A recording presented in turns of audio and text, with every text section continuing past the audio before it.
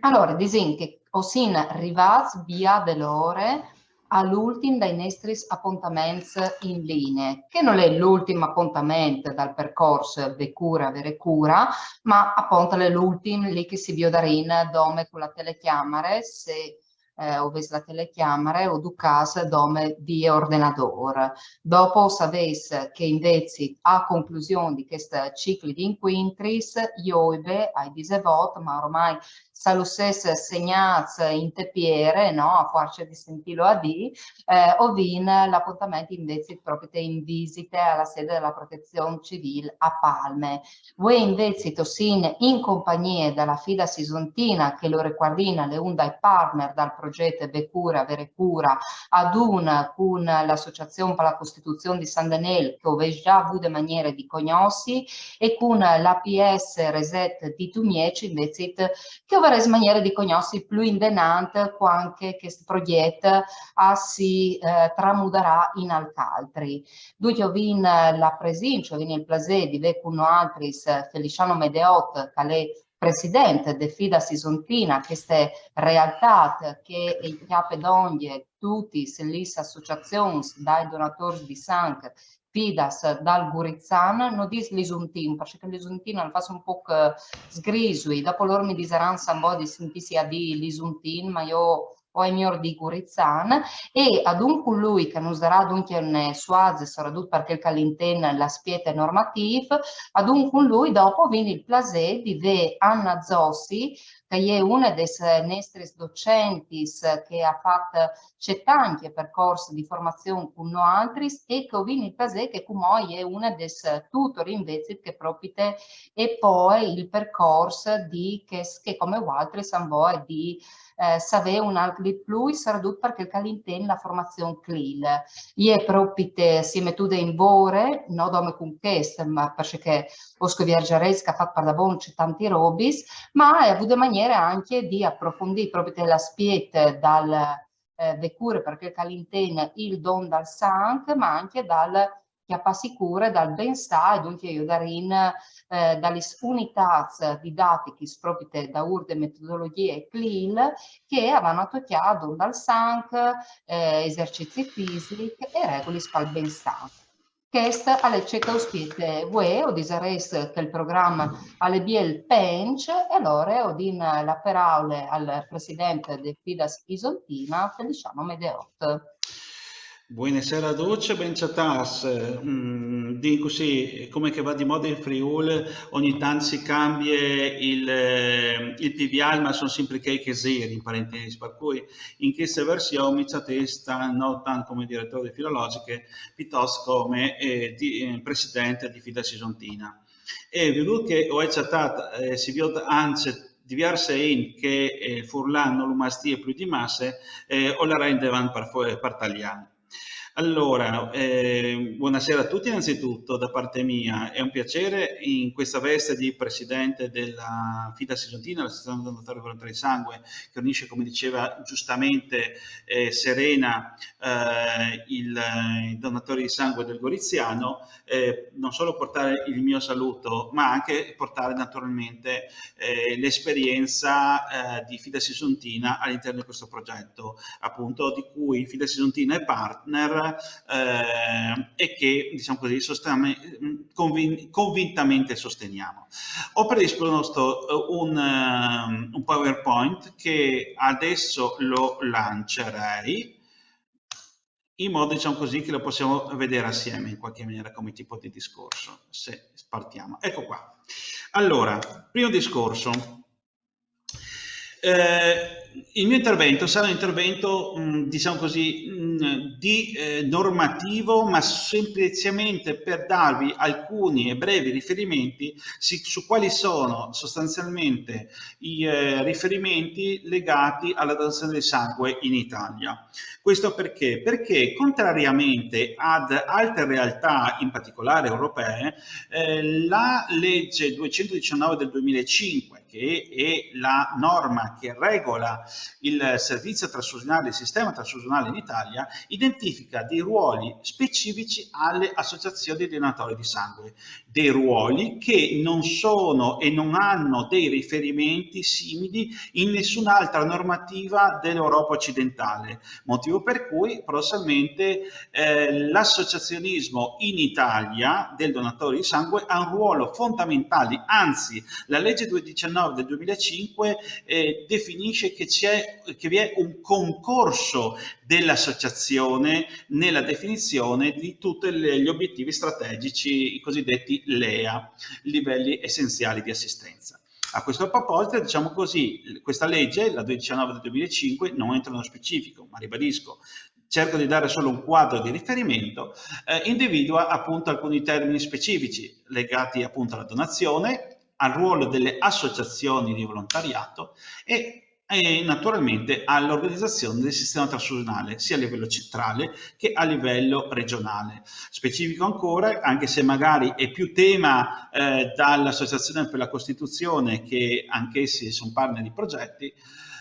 oltre a essere in piena linea naturalmente con l'articolo 32 della Costituzione, vi è anche in linea con le modifiche intervenute nell'assetto costituzionale a seguito dell'approvazione delle modifiche della Carta Costituzionale del 2001, che assegna sostanzialmente alle regioni la potestà primaria per quanto riguarda il tema della salute. Da notare appunto che la norma di riferimento dei donatori è del 2005, quindi di fatto recepisce entro certi limiti il discorso della donazione, diciamo così, delle modifiche costituzionali. Questo ci serve anche per individuare un altro tema di ragionamento, perché l'organizzazione è regionale, ma l'autosufficienza è un target nazionale non frazionabile regionalmente, quindi al SAN, all'ADS, sempre e comunque. Allora, una delle cose più belle della legge 219 è l'articolo 2 che va ad individuare puntualmente 5 aggettivi che vanno a definire la donazione. E mi piace veramente condividerli con voi uno ad uno. Allora, la donazione è volontaria. È chiaro che la volontarietà incide sostanzialmente nella volontà, nessuno ti obbliga, è vero, come donatore a donare il sangue. Non vi è una, diciamo così, prestazione obbligatoria, non vi è nemmeno quella che era fino a qualche anno fa, almeno a livello di principio, la cosiddetta dazione di sangue, quindi una compensazione della donazione in un modo o nell'altro. Potrei citare a questo proposito magari il film Il ragazzo di campagna, in cui Renato Pozzetto, per prendere un anellino, era andato a tirarsi fuori, diciamo così, 3 litri di sangue in qualche maniera. Questo non è possibile, così come non è possibile quello che purtroppo, ahimè, avviene anche in altre parti d'Italia, in cui sostanzialmente la donazione di fatto puoi donare soprattutto, ad esempio, nel caso in cui un tuo parente, un tuo amico, eccetera, eccetera, ha bisogno di sangue per un intervento chirurgico, eccetera, eccetera. No, la norma di riferimento individua la volontarietà e soprattutto, e arriva al secondo aspetto, la gratuità. La gratuità in entrambi i casi, ovvero è gratuito il donare il sangue, è gratuito ricevere il sangue, naturalmente sangue e gli altri emocomponenti. Non vado nello specifico, anche se rimango eventualmente a disposizione per ulteriori specifiche sulle singoli tipi di donazione e quant'altro. Un altro tema importantissimo e funzionale sicuramente ad un percorso educativo è la questione, diciamo così, della donazione come gesto anonimo. Anche in questo caso è ambivalente, nel senso che io donatore non so a chi dono, il ricevente non sa da chi riceve la sacca di globuli rossi. Questo paradossalmente è spiegato in maniera direi veramente bella nell'inno friulano dei donatori di sangue, Coretum e Vita in Pericul, in cui c'è una strofa in cui dice magari alle vostre nemici. Più bene ancemo sostenerlo, aiutarlo e non farsi capire. Quindi anche questo è un dato sicuramente interessante da sviluppare. Altro tema è sicuramente la questione che la donazione si auspica sia un gesto periodico, quindi non solo una volta e via, ma che sia in qualche maniera ripetuto nel corso degli anni e nel corso anche perché no più volte all'anno. E ultimo e più interessante anche da un punto di vista etico la responsabilità. La responsabilità che si legge in diversi aspetti. Il primo sicuramente è quello che chiaro, la donazione è un gesto responsabile, ma un dono responsabile sotto tanti aspetti. Innanzitutto perché ricordiamoci sempre che di fatto la donazione sostanzialmente è un atto sanitario, è un atto potrei dire quasi farmaceutico, tant'è vero che in qualche maniera tutto il percorso, tutta la procedura legata alla produzione e lavorazione del sangue umano di fatto è parificata alla produzione di farmaci. Quindi in qualche maniera vi è una doppia responsabilità, sicurezza per il ricevente, ovvero io sono tenuto a dare un prodotto di qualità, ma anche la donazione di sangue non può essere un danno per chi dona il sangue. Quindi fondamentalmente vi è questa doppia sicurezza, sicurezza per il donatore e sicurezza per il ricevente. La responsabilità si estrinseca anche in un altro modo, ovvero quello legato a considerare donare quello che serve quando serve, anche in base alle caratteristiche del sangue di ognuno, per cui ci sono magari certi gruppi sanguigni, tra virgolette, più rari, che quindi è preferibile che donino sangue intero, e altri gruppi sanguigni diversamente rari, ma quantomeno che sono più funzionali ad un percorso di donazione di altro tipo, che possono donare plasma piuttosto che piastrine, quindi altri emocomponenti che possono essere donati per quanto riguarda la donazione. Vi dicevo appunto che la legge 219 riconosce un ruolo particolare alle associazioni di donatori di sangue, in particolare quello più importante, tra cui anche la stessa attività di quest'oggi, di questa sera, è una promozione della donazione. Promozione della donazione in qualsiasi modo, ce ne sono diciamo così svariate nelle scuole, nelle manifestazioni, nelle giornate del dono, nell'organizzazione di qualsiasi tipo di iniziativa sportiva, ricreativa, dalla Sagra del Paese, eccetera, eccetera. Veramente su questo aspetto tutte le associazioni di donatori di sangue hanno una massima fantasia e una massima libertà, ma sostanzialmente è un dato, diciamo così, di promozione della donazione. Il metodo deve essere sempre un'attività di promozione della donazione. L'altro aspetto fondamentale è quello della chiamata alla donazione. Questo che si è andato a sviluppare soprattutto negli ultimi anni e che sostanzialmente va a individuare che cosa? Un ruolo fondamentale legato ad un'attività proattiva di chiamata nei vari modi possibili, dalla chiamata alla cartolina, al WhatsApp, alla mail, alla donazione di sangue dei propri iscritti e prossimi aderenti. Un altro aspetto è l'organizzazione e gestione di unità di raccolta associative, ovvero delle associazioni che gestiscono motu proprio la raccolta di sangue dei emocomponenti. Questo vale per tutto il resto d'Italia, ma non in Friuli Venezia Giulia, in cui sostanzialmente la raccolta di sangue è esclusivamente di natura pubblica, pubblicistica, ovvero centri trasfusionali e strutture che afferiscono ai servizi trasfusionali della regione. Questo è il più grande garanzia di qualità del prodotto sangue e questo poche volte purtroppo anche come associazioni di donatori e come anche servizi trasfusionali viene rimarcato.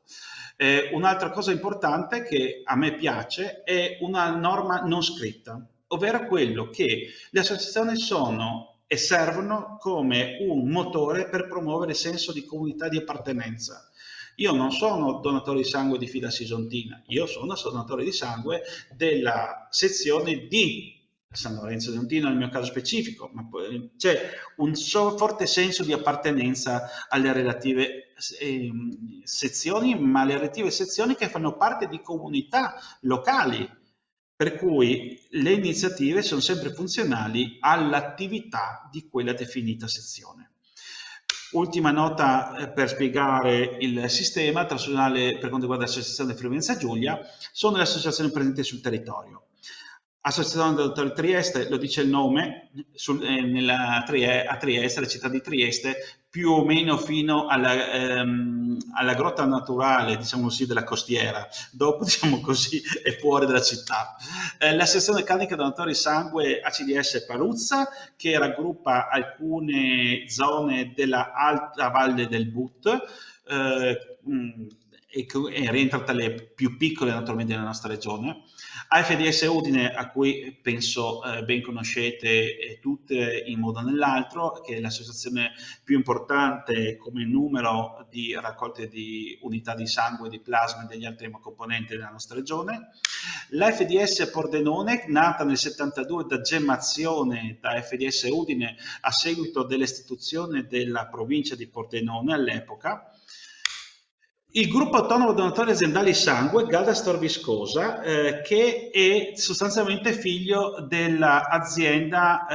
Snia Viscosa presente appunto su quel territorio. Una nota di principio, lo vedremo anche dopo. Praticamente quasi tutte le associazioni dei donatori di sangue sono nate in un ambito aziendale, per cui ad esempio FDS Udine, pochi sanno ad esempio che è nata all'interno dello scatolificio udinese nel 1950 Ciapilu, per intendersi, e la Tor Viscosa nasce naturalmente come emanazione del polo industriale appunto della Bassa Friulana. Ultima e non meno importante è Avis Friuli Venezia Giulia, particolarmente attiva nella destratagliamento, in particolare nella città di Pordenone e sostanzialmente nella bassa del Friuli occidentale, quindi diciamo così, mentre FDS Pordenone è più presente nella zona rivierasca, direi così, da Valvasone fino a Spilimbergo e poi su tutta la Pedemontana fino a Bilbo Doia da Viano. Arrivando finalmente a Fides Isontina, arriviamo quindi a Fides Isontina è nata nel 2016 dalla fusione di ADVS Monfalcone, costituita nel 1956, e da ADVS Gorizia, nata nel 1959. Attenzione, anche in questo caso, 1956, ADVS Monfalcone nasce sostanzialmente all'interno del cantiere navale Fincantieri di Monfalcone, mentre ADVS Gorizia nasce anche qui all'interno di un'altra azienda del Goriziano, diciamo così, le manifatture di Gorizia, e poi si diventano sostanzialmente un'associazione che riguarda anche tutto il resto del territorio, non solamente gli iscritti o i lavoratori delle rispettive aziende. 24 sezioni attive nei comuni della provincia di Gorizia. In verità l'ambizione del Presidente è di cambiarla prima nome e prima poi il nome come Fidas o Imperiale o del litorale austriaco, ma questo è un altro discorso che riguarda più o meno le idee balzane del Presidente. 7.500 donazioni, grosso modo il 12% di tutte le donazioni di sangue del Friuli Venezia Giulia, a fronte di 13.000 associati. Altro tema importante è l'organizzazione di volontariato, ovvero ente del terzo settore. Per essere associazioni di donatori di sangue è obbligatorio essere organizzazione di volontariato ed ente del terzo settore. Non sono previste altre forme per essere associazione di donatori che non quelle di essere organizzazione di volontariato. Allora, passando e andando velocemente alla chiusura di questo mio intervento introduttivo, posso dire che l'attività educativa e didattiche è sempre esistita all'interno delle singole associazioni dei donatori di sangue, anzi è sempre esistita a livello delle singole sezioni dei donatori di sangue, per cui in maniera ognuno per conto suo, qualche idea poco condivisa e soprattutto un po' tanto di savoir-faire. Cito a livello, diciamo così, proprio di promemoria, quando qualche decennio fa ero presidente della sezione del mio paese, avevo organizzato un giochino per le scuole dell'infanzia in cui praticamente dividevamo i bambini in 3 gruppi. Quelli con lo zainetto che li utilizzavamo come globuli rossi che portano il sangue dai polmoni alle cellule e li riempivamo con dei dischi azzurri più chiari, mentre quando arrivavano nelle cellule li sostituivamo con dei cerchi molto più scuri. E poi avevano dei bambini che facevano le piastrine, ovvero si mettevano vicino uno all'altro e chiudevano eventualmente nel caso ci fossero, diciamo così, dei batteri che intervenivano oppure delle ferite, e poi c'erano i globuli bianchi che quello che si divertivano più di tutti, armati di bastoncini che davano giù al battero piuttosto che al virus. Io interpretavo molto spesso il virus e quindi mi andavano con questi bastoncini di santa ragione per quanto riguarda l'inserimento di un virus all'interno di. Ma proprio conscio da questa esperienza, il passo successivo è stato questo: realizzare, da quando sono diventato presidente dal 2012 della parte goriziana, che poi si è fusa naturalmente con la parte monfalconese, realizzare del materiale coordinato e realizzare del materiale coordinato e dedicato ad ogni ordine scolastico. Non quindi più dei materiali sciolti, ma dei materiali coordinati. Abbiamo cominciato nel 2013 con il prodotto per la scuola per l'infanzia, Il Paese del Dono, un racconto per l'infanzia. Nel 2023, grazie a un contributo regionale, abbiamo fatto una seconda edizione che di fatto è partita da una storia per bambini, ma è stato completato anche da un materiale didattico che dà una chiave di lettura naturalmente a tutti i docenti. Poi l'anno successivo, 2014, è stato realizzato invece per le scuole primarie il fumetto Amici per la Vita. Amici per la Vita, che anche in questo caso è stato realizzato una seconda edizione nel 2023 e che di fatto è un prodotto in cui uniamo da un lato una storia di amicizia, appunto Amici per la Vita, ma dall'altro anche prime nozioni di come funziona la donazione di sangue, come funziona, diciamo così, l'organizzazione dei gruppi sanguigni, eccetera, eccetera, e un po' anche di storia abbastanza divertente, naturalmente. Passa qualche anno, anche perché fondamentalmente nel frattempo c'è stata una fusione di associazioni e non solo, e arriviamo al prodotto per la scuola media inferiore e non solo, donazioni medie, di cui parlerà in maniera più compiuta e corretta di me Anna Zossi, autrice dei testi, e che qui ringrazio per il lavorone che è stato svolto per la realizzazione di questi materiali, che riguardano sia materiali diciamo così a uso del docente e materiali a uso degli studenti, e che è un lavoro veramente di altissima qualità. Nel 2021, quindi un anno prima, invece è stato realizzato per la scuola media superiore Dona Scuola, un educational che è consultabile online all'indirizzo donascuola.fidassinuntina.org e che permette sostanzialmente di utilizzare anche singole parti di strumenti didattici. Penso ad esempio ci sono 5 videoclip realizzati per l'occasione, di cui uno dedicato a come avviene la donazione, un altro su che viaggio fa la sacca per quanto riguarda dopo la donazione, e 3 testimonianze di 3 diverse tipologie di donatori, e quindi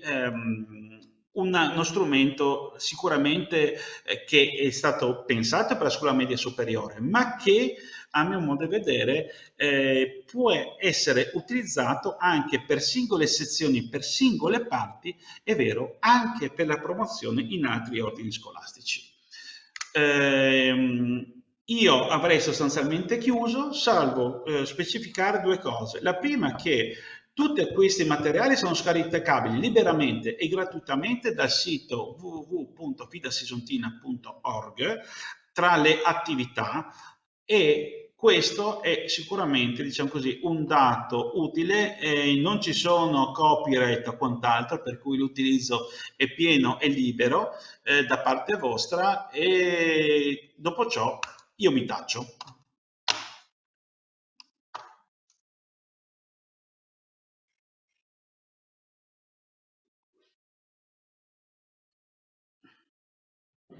Sì, mi taccio io, ma non che tacciate voi, tacciate voi. Prendo io la parola, Feliciano. Così di cattiveria? Non sai. Vabbè. Vai Anna, vai. Ok, Serena, sì. Allora, buonasera a tutti voatri, mi pare che vocês dome tutti, ma ho dis anche a due voatri, perché ho incluso in questo anche Feliciano, che io ringrazio anche per queste opportunità che mi ha dato, stan che io non sono esperta di questo argomento, però con questa occasione ho chiamato anche di là approfondire certi tematiche che magari ho sentito un po' anche lontani di me, anche se io sono una donatrice, anche se ho lavoro a scuola, però non eri mai entrata così insomma tal discorso di donazione. Quindi grazie a Feliciano per queste possibilità e grazie a Filologiche che comunque mi dà sempre un'opportunità di crescita. Ho disgrazie anche a altre 3 persone, una è Iada Bier che mi ha sempre seguito dopo i primi corsi che hai fatto con le società filologiche e anche in collaborazione con la Ca' Foscari di Vignesi, con l'Università Ca' Foscari di Vignesi, per cercare riguardo la strutturazione di unità di apprendimento. Ringrazio Claudio Bardini, che è un docente di scuole secondarie di secondo grado, che ho conosciuto qualche anno fa in uffici scolastici, ho avuto di lavorare con lui sull'argomento di salute, di sport e del benestare, che mi ha dato un'evoglade ai test che ho scritto, agli esercizi che ho proponuto. E ho disgrazia anche a Roberta Menegon, che è una mia ex compagna di lavoro, brava a disegnare, che mi ha dato la possibilità di doprare i suoi sketch fatti che dopo vi ho dato. Dopo queste premesse per Furlan, anche io favelarai per italiano, stan che l'argomento mi dice che hai capito, non sono argomenti così semplici, quindi alle mie senti per italiano. Ho passi a condividi il mio schermo, quindi condivido. No, dovete abilitarmi a condividere lo schermo.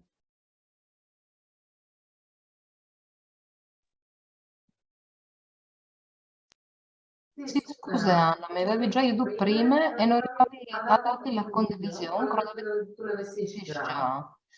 Allora, io capito, perché?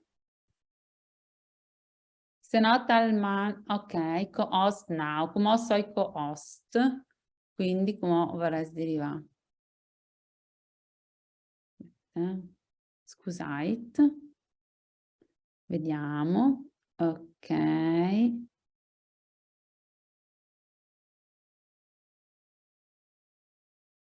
Dovremmo esserci, giusto? Allora, io svelerai di regole per benestare. Questi regole per benestare è nato di questo progetto che è stato sostenuto e pensato da Sisontina, sostenuto anche di altri sensi che ho potuto sviodi in questo estratto che fa dal volante di chi seminari che io stai sfrontando. Io mi chiamo Anna Zossi, che ho chiamato la mia mail se avessi mai bisogno di un contatto con me. Ho i gosti di viodi che io e Feliciano vendo prati stessi colori. Ho tacchi per Furlan, ma dopo passi per italiano, perché poi la sarà la prima parte queste per Furlan. Io e Feliciano abbiamo utilizzato gli stessi colori, il rosso e il blu, e questo mi fa pensare che proprio io ho colto la sua idea di progettazione di questo opuscolo e quindi la stiamo portando avanti parallelamente. Il seminario di voi ha come sottotitolo Perché dona sangue e perché tignissi conto. Perché dobbiamo donare sangue? Perché dobbiamo tignissi conto, rende in friulano un concetto che forse in italiano non è ben espresso, ma perché dobbiamo tenerci da conto? Assolutamente, perché dobbiamo stare bene. Per quale motivo ci ritroviamo in questa domanda che continuamente magari ci poniamo? E quindi quella che io vi propongo oggi è una riflessione sulla importanza del benestare. Quindi, Feliciano, l'audio. Siare l'audio. Ok. Io vi propongo una riflessione sull'importanza del benestare, quindi dello stare bene, del benessere, iniziando dai più piccoli affinché si possa vivere in salute, quindi sta in salute, e fare del bene. Fare del bene fa dal bene non solo per noi stessi, ma fare del bene soprattutto per gli altri, per chi ci sta vicino. Quindi un concetto molto importante a livello anche di cittadinanza attiva, perché noi viviamo in un contesto che ci vede noi come protagonisti della nostra vita, ma ci vede protagonisti di una vita che va condivisa continuamente con una comunità dentro la quale ci troviamo a vivere. Allora, come nasce, qual è la partenza di questa idea? Allora, sostanzialmente nasce in due parti. Nasce una parte dedicata, quindi in due parti, in due opuscoli, che sottolineo non sono opuscoli nati con una finalità strettamente legata al mondo della scuola e della didattica, ma sono due opuscoli nati come strumento che sensibilizzi proprio al gesto del dono, quindi a tutto quello che ha anticipato anche Feliciano, ricordandovi la normativa nazionale in riferimento alla donazione. Quindi due opuscoli destinati uno agli insegnanti e uno agli studenti, due opuscoli quindi che hanno anche una formattazione, una forma diversa, ma che in certi aspetti sono paralleli se non identici, in altri aspetti differiscono in altri aspetti, in qualche esercitazione, in qualche approfondimento differiscono, proprio perché si è voluto dare nell'opuscolo indirizzato agli insegnanti delle indicazioni in più per poter sviluppare attività diverse da quelle proposte, o piuttosto per poter andare a correggere le attività proposte dando le soluzioni degli esercizi. Qua in questa schermata vedete una delle pagine iniziali, anzi le due pagine iniziali di questi opuscoli. Da una parte donazione media e materiale per l'insegnante e dall'altra donazione media e materiale per lo studente. Questi due opuscoli, come vi ho anticipato, non sono dedicati strettamente all'attività didattica e quindi non contengono degli obiettivi specifici, dei riferimenti alle indicazioni nazionali piuttosto che dei riferimenti ai traguardi europei, ma hanno solo all'inizio una sintesi di quelli che sono i contenuti del percorso e una sintesi di quelli che possono essere gli obiettivi che si possono perseguire con questo percorso, proprio perché così chi lo prende in mano comprende che cosa troverà nelle pagine successive e comprende anche quale finalità può ottenere utilizzando questo strumento. Quindi, come potete vedere, tra i contenuti del percorso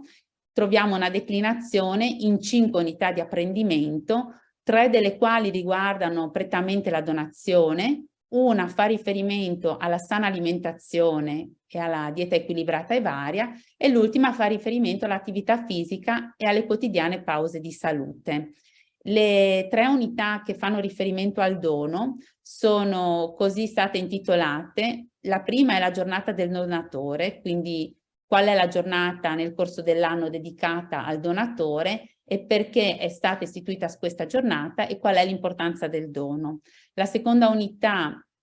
va più in profondità, quindi va ad estrapolare attraverso alcune attività quella che è la composizione del sangue, quindi gli emocomponenti del sangue e qual è il loro utilizzo. E la terza unità, che fa riferimento alla donazione, parla del donatore ideale, dando delle indicazioni operative. Questi sono i contenuti generali, poi entreremo un po' più nello specifico. Questi contenuti generali mirano al raggiungimento di alcuni obiettivi, come per esempio l'acquisizione di alcune conoscenze sul dono del sangue, ma anche sull'alimentazione equilibrata e su corrette abitudini fisiche e motorie.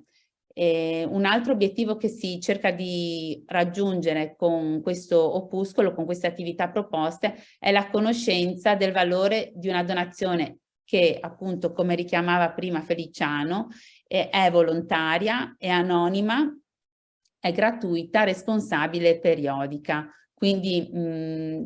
cosa intendiamo? Perché ha un valore di importanza la donazione? Per questi aggettivi, ma poi entreremo un po' più in profondità. Ci accompagnerà ad apprendere l'importanza e il significato del volontariato, che è una crescita esperienziale, umana, civile e culturale.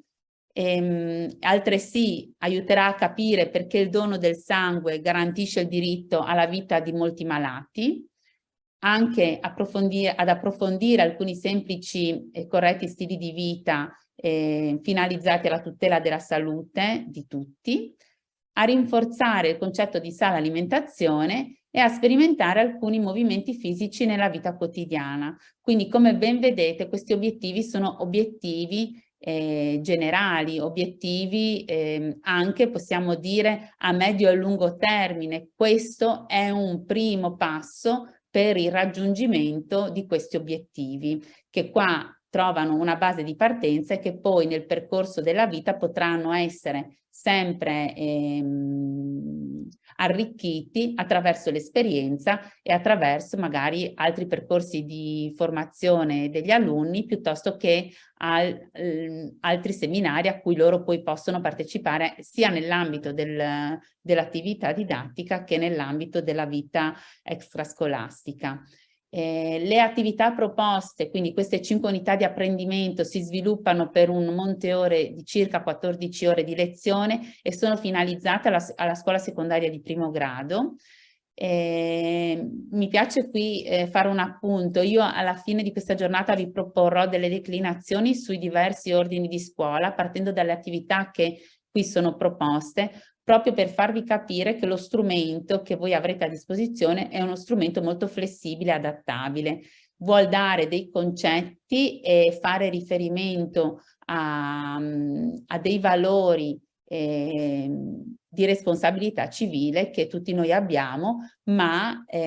sono proprio una base di partenza per anche fare delle lezioni, mi sento di dire, di cittadinanza attiva in tutti gli ordini di scuola. Appunto, gli obiettivi del percorso, che sono generali, ve li ho citati poc'anzi. Le discipline coinvolte sono diverse, su questo non mi soffermerò, ma vi lascerò un po' di curiosità a voi nello scoprirlo. Comunque ci tengo a dire che sono coinvolte la lingua italiana ed è coinvolta la lingua inglese. Mi sarebbe piaciuto coinvolgere anche la lingua friulana, ma con Feliciano abbiamo deciso di,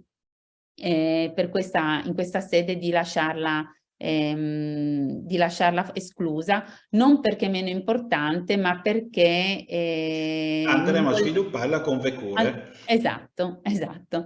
esattamente, grazie Feliciano. Ogni unità ha una strutturazione ben definita, vi è un indice di contenuti dell'unità iniziale, a cui seguono l'indicazione delle discipline coinvolte e gli obiettivi che in quell'unità si vanno ad approfondire maggiormente. Ogni unità inizia, quindi la prima pagina di ogni unità è così strutturata. Poi ci sono varie unità su ogni varie attività per ogni unità, diverse delle quali hanno dei collegamenti multimediali, ossia vi rimandano ai siti ministeriali, per esempio come il Ministero della Salute, piuttosto che rimandano al sito della Fida Sisontina, dove potete trovare molti materiali da fruire e da proporre anche a scuola. E inoltre anche si fa riferimento all'Organizzazione Mondiale della Sanità, quindi anche al loro sito, perché alcune alcuni spunti per le attività sono stati presi proprio dall'Organizzazione Mondiale della Sanità. Ultimo, ma in realtà forse avrei dovuto metterlo per primo, questo percorso ha diversi legami col territorio e successivamente lo vedremo. A questo punto continuerei proponendovi una schermata delle varie unità. Quindi sostanzialmente questa è la pagina iniziale di ogni, le prime 3 unità fanno riferimento al dono e qui in questa schermata vi propongo le pagine iniziali di queste unità di apprendimento. Vedete che la prima unità, che ha una durata di 3 ore, parla della giornata del donatore e dell'importanza del dono. Le discipline, quindi le materie, sono scienze inglese, educazione civica e italiano, e poi trovate un indice dei contenuti, quindi cosa trovate nelle varie attività che vengono proposte, con in grossetto le parole, diciamo, fondamentali su cui è stata fatta la riflessione, sono state proposte le attività che nell'unità vengono sviluppate. Mi piace qua richiamarvi, per quanto riguarda la prima unità, come si persegua una riflessione e una condivisione su quello che è il significato della parola dono e della parola solidarietà, attraverso sia la visione di video, sia la lettura e comprensione di testi, tanto in italiano quanto in inglese. Vi è anche un confronto delle parole italiano-inglese, anche perché questo confronto risulta per molti studenti molto quotidiano, in quanto stiamo vivendo un momento scolastico in cui abbiamo una grande presenza grande, importante, secondo me, almeno nelle scuole che io frequento, presenza di alunni stranieri, e quindi fare riferimento anche a una lingua che non è la lingua 1 dei parlanti, di chi vive il posto, ma può essere anche una lingua 2, oppure una lingua straniera, è una chiave importante anche ai fini non solo proprio di questa condivisione, quindi questa solidarietà, questa importanza della donazione, ma anche di una condivisione in un contesto multilingue che quotidianamente comunque le nostre classi vivono. Poi ci sono anche degli esercizi, delle attività proposte diciamo, meno di concetto in qualche modo e più ludiche, anche se comunque il concetto rimane, soprattutto si focalizza l'attenzione su alcune parole chiave. E alla fine c'è un momento creativo che dà proprio la libertà ai ragazzi di creare qualcosa, di ideare e anche andare a creare qualcosa da loro stessi su quello che hanno vissuto all'interno, provato e conosciuto di nuovo all'interno di questa prima unità. La seconda unità invece fa riferimento soprattutto al sangue e ai suoi emocomponenti, e anche qui le discipline coinvolte sono scienze, educazione civica, italiano, e il lavoro proposto va in profondità nel sangue, quindi va ad estrapolare quelli che sono gli emocomponenti e a dare delle semplici definizioni che siano fruibili dai ragazzi, e a questo proposito, quindi parlando di sangue e di emocomponenti, ma soprattutto di territorio, in questa parte c'è un approfondimento importante su Adriano Sturli, che è stato un ricercatore forse non molto noto, ma comunque diciamo tra i fondamentali, che hanno contribuito assieme ai suoi studi alla scoperta del gruppo sanguigno AB, e quindi qua si può capire chi era, cosa ha fatto, e quindi qualcuno di rilevante, non è stato lui ad ottenere il premio Nobel, però comunque le sue ricerche hanno contribuito alla scoperta di questo gruppo sanguigno, e quindi qua si va un po' in profondità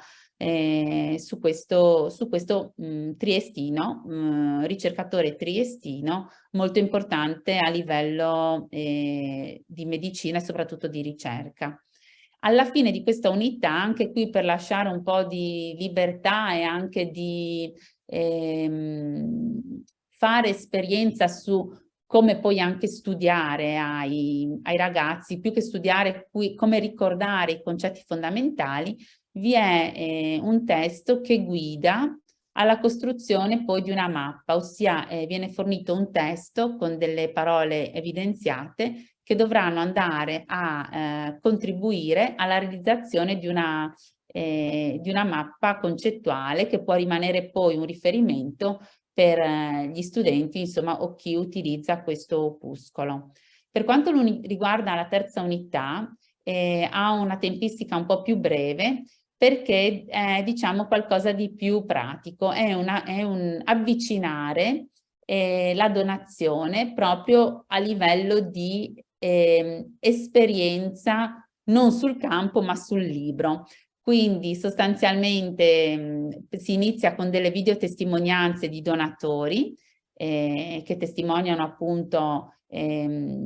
la loro volontà di donare e il perché hanno questo trasporto verso la donazione, e quindi attraverso delle attività molto semplici, anche in questo caso molto schematiche, molto immediate, si va a fare l'identikit del donatore, quindi come deve essere il donatore, si va quindi ad estrapolare quelle che sono le caratteristiche che dovrà avere il donatore, come una volta avuto l'accesso in ospedale, quali sono i vari step che il donatore affronta, e anche qui alla fine si passa a un'attività che va un po' ad indagare, anche questo lo si fa per andare a fissare quali sono i numeri della donazione, quindi quanto si dona, in quanto tempo si dona, ogni quanto tempo si può donare, proprio per dare la possibilità di provare a fare un'esperienza virtuale, insomma in qualche modo, di cosa vuol dire recarsi all'ospedale o comunque in un punto di raccolta, che a volte possono essere anche mobili, e cosa si deve affrontare in quell'occasione. Certamente questo è stato fatto con coscienza, nel senso che sappiamo che abbiamo di fronte dei ragazzi che hanno ancora vari anni davanti prima di poter fare questa scelta, però iniziare a lasciare qualche seme che poi magari nel tempo germoglia, perché può esserci un vissuto familiare piuttosto che un vissuto collettivo, piuttosto che un vissuto didattico, che porta a fare delle riflessioni su episodi di salute che richiedono anche il dono, magari iniziare a lasciare qualche seme anche in quest'età che magari è un po' ancora molto superficiale, però può essere che poi questo seme germogli più velocemente nel momento in cui ci si trova di fronte a fare la scelta. Quindi queste prime 3 unità sono proprio strettamente legate a quello che è il dono, ma donare, essere donatore, condividere questa azione sociale e civile presuppone uno stato, un benestare, quindi uno stato di salute che deve essere buono. Bisogna quindi avere un'alimentazione e quindi una dieta equilibrata e varia. Perciò per questo motivo è stata inserita la quarta unità, a cui segue una quinta unità che rileva quanto è importante, oltre alla sana alimentazione, anche svolgere un'attività fisica quotidiana, che non deve necessariamente essere un'attività fisica finalizzata all'agonismo, ma può essere anche semplicemente un'attività fisica che mi sentirei di definire liberatoria, quindi pause di salute in questo senso, prendersi un attimo di tempo, fare una piccola pausa, sgranchiendosi un po', dove questa azione semplice rimette in circolazione il nostro sangue, per tornare un po' ai concetti precedenti, e anche fa sì che appunto il sangue circolando faciliti il movimento dell'ossigeno, e quindi anche stimoli la nostra attenzione e ci permetta di affrontare i vari momenti della giornata scolastica, lavorativa o anche di vita a domicilio in modo più efficace, perché diventiamo nuovamente più attenti e più propensi all'apprendimento. Quindi 2 unità che non sono strettamente legate al dono, ma che comunque sono fondamentali per poter diventare dei donatori. E quindi qui si fa riferimento, in questo caso nell'unità 4 molto si fa riferimento a quanto trovato a quanto disponibile sul sito del Ministero della Salute, e quindi al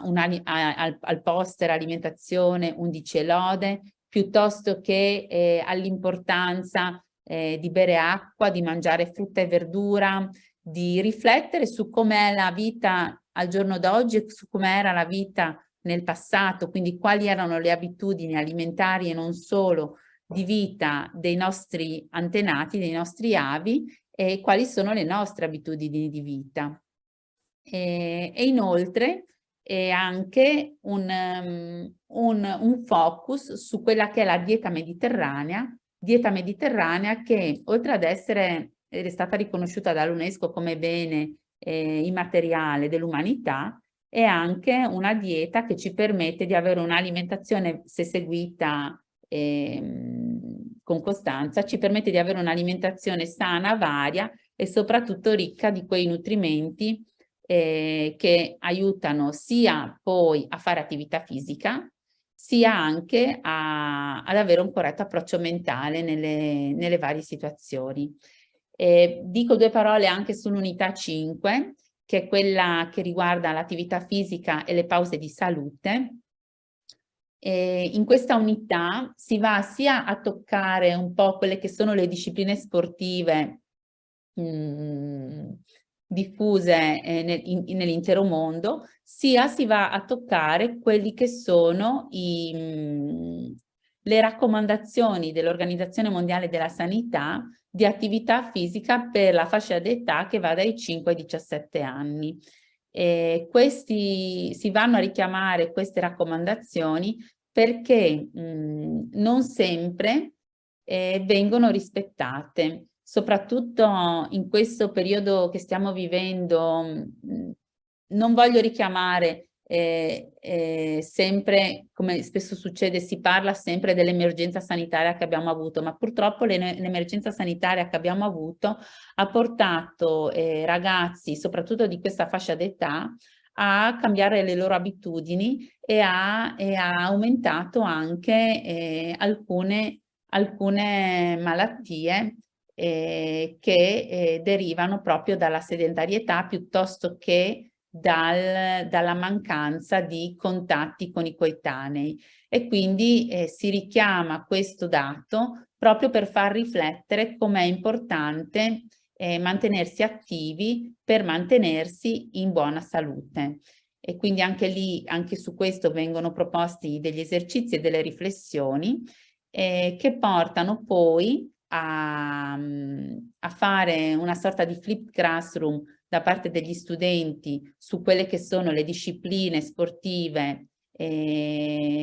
riconosciute a livello nazionale e mondiale, e su quanto sia importante lo sport ai fini dell'inclusione, perché è un canale privilegiato affinché anche i bambini che hanno delle disabilità o delle difficoltà di apprendimento possano essere inclusi in un gruppo nel rispetto di alcune semplici regole e nella anche capacità di capire come il corpo possa parlare non solo con le parole ma anche con dei gesti. E quindi ci sono anche questi spunti di attività che poi si concludono con le pause di salute, che forse alcuni di voi hanno già sentito parlare e hanno già sentito citare, che sono dei piccoli movimenti fatti anche stando seduti, a volte non necessariamente serve alzarsi, che appunto, come anticipavo prima, ci permettono di stare a meglio dopo che li abbiamo fatti e di migliorare le performance in riferimento alle attività che stiamo svolgendo, ma soprattutto di acquisire delle sane abitudini di vita. Aggiungo che su questo sta lavorando anche l'Università di Udine in collaborazione con il Liceo Classico Stellini di Udine. Stanno facendo uno studio un po' pilota, pilota per la nostra regione, in altre regioni ci sono altri studi, raccogliendo dei dati appunto che vogliono andare a testimoniare quanto effettivamente, se applicate regolarmente, queste pause di salute permettono di percepire un benessere da parte di chi le svolge. In chiusura di opuscolo vi è un'autovalutazione che, come potete vedere, è una cosa è un'autovalutazione molto schematica e basilare, ma proprio per far sì che anche il ragazzo che si mette in gioco con queste attività possa un attimo riflettere su quello che ha fatto e lasciare insomma una sua opinione su quelle che sono gli argomenti che ha affrontato. E quindi abbiamo inserito questa fase di autovalutazione finale, richiamando un po' le gocce che non so se avete visto in queste prime schermate, sono il nostro, come dire, il nostro segnale di continuità tra un'unità e l'altra. E quindi per ogni unità c'è lo spazio per l'autovalutazione, dove si possono scrivere 5 parole che quell'unità ha lasciato nello studente e lasciare un commento sul fatto ho imparato poco, abbastanza o molto. E adesso entro un attimo più nello specifico delle varie unità di apprendimento. Allora, sostanzialmente parto con la prima unità. Nella prima unità io qua vi ho richiamato il fatto che si osserva un video sulla giornata mondiale del donatore di sangue tratto dall'Organizzazione Mondiale della Sanità. Quindi ogni unità, questo ve l'ho posto qui in entrata, per dirvi che ogni unità di apprendimento parte con un'attività stimolo in cui solitamente vengono, si punta il focus su quelli che sono i concetti principali di quell'unità di apprendimento, quindi l'attività stimolo per partire e per richiamare anche l'attività. Poi ogni unità contiene delle attività che possono essere svolte individualmente, possono essere svolte in piccolo o in grande gruppo. Alcune hanno proprio l'indicazione specifica, altre lasciano un po' più di gestione, sostanzialmente di scelta da parte dell'insegnante. E come vedete ci sono dei testi in italiano, ci sono delle parti, come vi dicevo prima, in inglese, quindi ad esempio qua alla nostra sinistra vediamo un testo in italiano che prevede la lettura di un breve brano sulla giornata mondiale del donatore di sangue, che è stata prima vista attraverso il video iniziale che dà lo stimolo. Ci sono delle domande che vengono proposte e a cui si deve dare risposta, a cui seguono poi dei numeri, quindi perché ci sono questi numeri, a cosa fanno riferimento. Quindi anche qua iniziamo a riflettere su dei dati che sono le cui esplicitazioni vengono date nel testo e che quindi possono anche poi dare un rimando ai ragazzi. La parte in inglese, come vedete in questo caso, questa qua ho preso questo spunto dall'opuscolo dell'insegnante, perché l'insegnante nel suo opuscolo ha anche le soluzioni dei vari esercizi. Quindi qua, come potete vedere, c'è un testo, c'è la possibilità di approfondire le keywords, quindi un vocabolario delle parole rintracciate all'interno di questo breve testo in inglese, che possono essere cercate sul dizionario, condivise in piccolo gruppo, in grande gruppo, individualmente a discrezione dell'insegnante, a cui segue poi questo esercizio di collegamento che può essere svolto dai ragazzi e l'insegnante poi sul suo opuscolo ritrova subito la definizione corretta, quindi la risposta, la soluzione dell'esercizio. Questa prima unità, come già vi ho anticipato prima, e vi ho anche fatto l'esempio del video che si trova nell'attività stimolo, ha dei rimandi a siti istituzionali. Quindi in questo caso vi ho segnalato qui in questo senso il rimando all'Organizzazione Mondiale della Sanità, dove appunto sono stati raccolti da quel sito vari argomenti e attività proposte in questa prima unità, poi l'utilizzo della lingua italiana e della lingua inglese. Questo perché? Perché, come anticipato già, il dono è un gesto di solidarietà universale, quindi proprio per dar senso a questa universalità impariamo fin da piccoli alcune parole che sono fondamentali nel gesto della donazione, quindi per esempio blood, il sangue, piuttosto che health, salute, quindi piccole parole che possono essere comprese e anche apprese o anche condivise già fin da quest'età, insomma, da questo ordine scolastico. In chiusura di unità viene proposta un'attività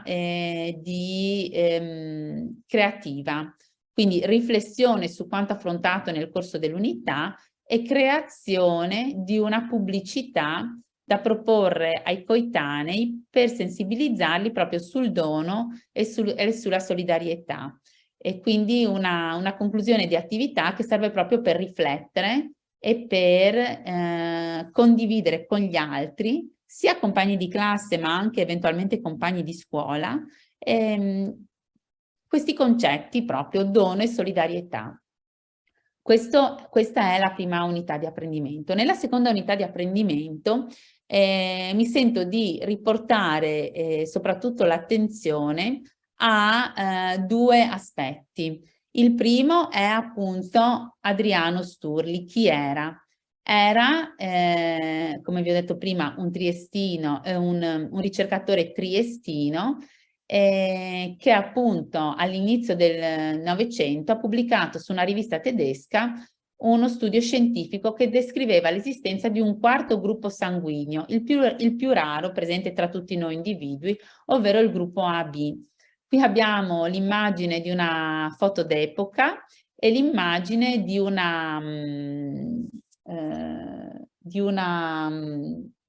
ricordo ad Adriano Sturli presso gli ospedali riuniti di Trieste, che lo ricordano quindi con questa pietra apposta nell'atrio principale dell'ospedale, proprio perché vogliono lasciare anche ai postumi, insomma a noi, ma anche a chi verrà dopo di noi, l'importanza di questa persona e delle ricerche che ha fatto. Quindi questo è uno degli argomenti prevalenti di questa unità,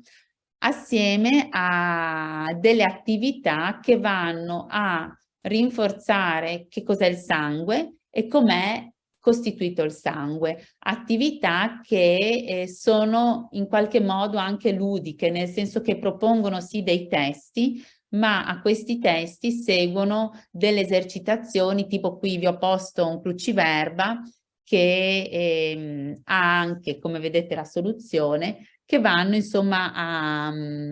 ad aiutare a affrontare un termine e anche la sua definizione. Questa unità si sviluppa soprattutto in questo modo, quindi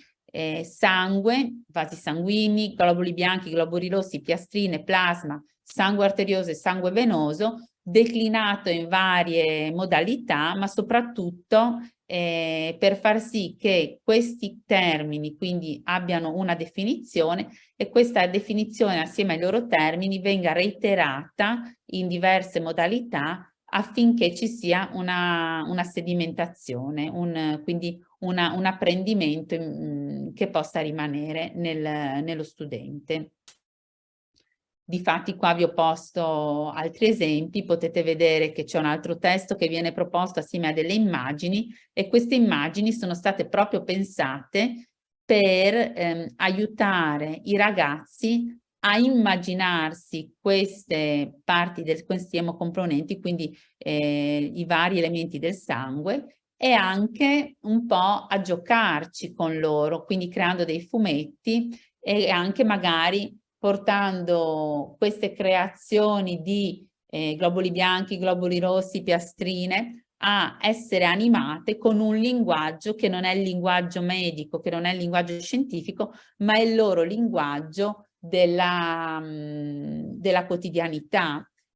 Quindi con utilizzo di un saluto diretto piuttosto di dei nomignoli che tra di loro sono anche frequenti, o comunque di parole semplici che siano di immediata comprensione proprio tra loro in qualità di studenti che hanno un'età che li sta avvicinando pian piano verso argomenti più complessi. Quindi si parte appunto dai testi complessi per snellirli e creare, ad esempio, in un'esercitazione dei fumetti simpatici, adeguati alla loro età, quanto per concludere arrivare a un testo che ha delle parole evidenziate che vanno inserite all'interno di una mappa guidata, quindi, perché le parole sono già state date, alcune sono di non facile e di immediata comprensione, ma comunque attraverso questa mappa guidata i ragazzi dovrebbero essere in grado di completare i singoli spazi per avere nel complesso un'attività quindi finale di questa unità che a impatto visivo dovrebbe aiutarli ad avere i concetti principali di che cos'è il sangue e alcune sue qualità e caratteristiche. Passando a questo punto all'unità 3, qui vi è direttamente la testimonianza di donatori della Fida Sisontina, e qui il rimando avviene sia attraverso il link, sia attraverso il QR code, in modo tale che sia eventualmente fruibile questo opuscolo anche con semplicemente il cellulare, lo smartphone, sia appunto, come vi ho già anticipato, in questa unità si fa molta attenzione a quelli che sono i numeri del dono. I numeri del dono, quindi quanto sangue intero viene prelevato, piuttosto che quanto dura la donazione. Quindi dalle testimonianze dirette proviamo anche a renderci conto effettivamente di quanto tempo ci si mette a donare e quanto sangue viene prelevato a una persona. Quindi facciamo l'esperienza, proviamo a vivere virtualmente, quindi senza poter andare in presenza, una giornata come donatori. E in questa giornata, appunto, in questa unità, si approfondisce quello che è l'iter per l'accesso al dono, dove anche viene proposta una rielaborazione personale o di gruppo di questo iter di accesso al dono. Quindi cosa devo fare? Devo prepararmi ad andare a donare facendo una leggera colazione come evitando naturalmente i latticini, ad esempio. E questa leggera colazione perché devo farla? Perché così prevengo eventuali disturbi che possono essere legati a un digiuno prolungato. E poi cosa succede quando mi reco al centro di raccolta? Devo compilare un questionario, devo dare un consenso alla donazione, devo sottoscrivere questo questionario, quindi anche qua si può affrontare cos'è la sottoscrizione, cosa implica. Poi si accede alla visita del medico che valuta insomma le condizioni generali di salute e poi si può accedere alla donazione. Quindi andare a donare non vuol dire andare in un centro di raccolta e donare, vuol dire anche prepararsi e essere anche consapevoli che in questo gesto io comunque vado a mettere me stesso a disposizione degli altri, e in questo mettermi a disposizione degli altri devo seguire alcune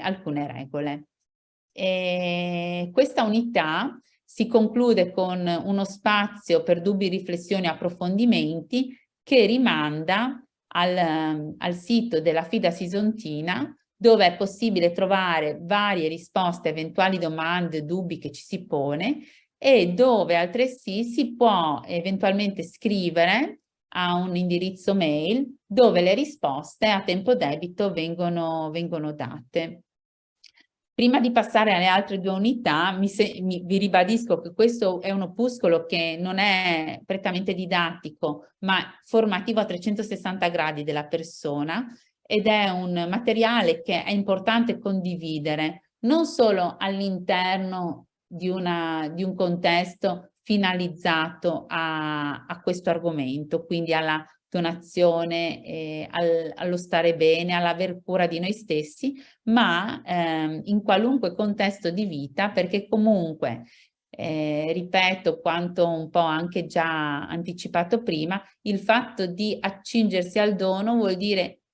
che noi ci sentiamo parte di una comunità, ci sentiamo solidali a questa comunità, all'interno della quale sappiamo che facendo questo gesto noi ci mettiamo a disposizione degli altri, ma nello stesso tempo potremmo essere grati agli altri nel momento in cui potremmo aver bisogno noi stessi di ricevere del sangue per un motivo qualunque, visto che comunque viviamo tutti in salute, stiamo tutti bene, però tuttavia incidenti piuttosto che malattie sono continuamente sulla bocca di tutti noi, e anche dei ragazzi, perché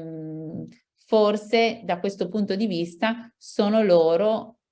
i primi a rendersi conto quando qualcosa, per esempio a casa piuttosto che in classe, non va. Ormai il contesto della sanità è un contesto molto diretto, e quindi questo fatto di essere diretti fa anche ai ragazzi stessi percepire con una forse dimensione diversa rispetto a qualche anno fa la malattia, l'accesso alle strutture sanitarie e quant'altro.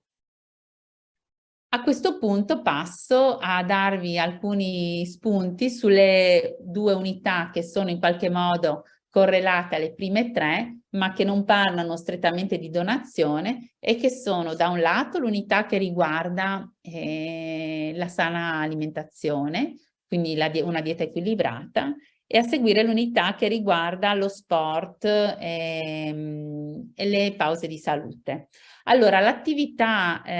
l'unità 4 vi presenta diverse immagini, quindi qui vi ho messo alcuni spunti. Ogni volta, come potete vedere, le immagini che io vi ho messo a disposizione, che sono tratte da siti di riferimento, hanno sempre il sito da cui sono state prese. Questa alimentazione 11 e lode è molto interessante perché